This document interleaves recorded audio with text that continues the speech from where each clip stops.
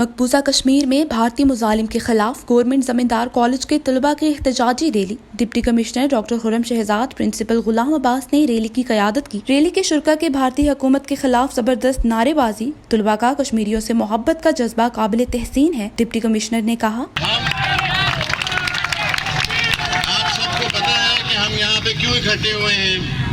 ہم بیسیکلی مقبوضہ کشمیر میں انڈیا نے جو اس وقت ظلم و ستم روا رکھا ہے اس کے خلاف اکٹھے ہوئے ہیں۔ ہم یہاں اس لیے اکٹھے ہوئے ہیں، اس بات کا اعادہ کرنے کے لیے اکٹھے ہوئے ہیں اور تمام دنیا کو یہ بتا دینا چاہتے ہیں کہ اگر انڈیا کو اس کے ظلم و ستم سے نہ روکا گیا تو انشاءاللہ ہم خود کشمیر پہنچ جائیں گے۔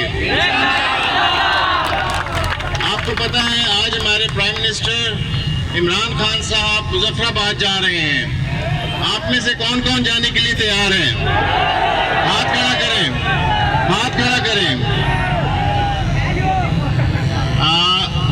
اس کے ساتھ ہی کیونکہ گرمی زیادہ ہے لیکن یہ جوش و ولولہ جو ہے یہ ختم نہیں ہونا چاہیے۔ آپ لوگ میرے ساتھ نعرہ لگائیں گے، پاکستان زندہ باد اور کشمیر بنے گا پاکستان۔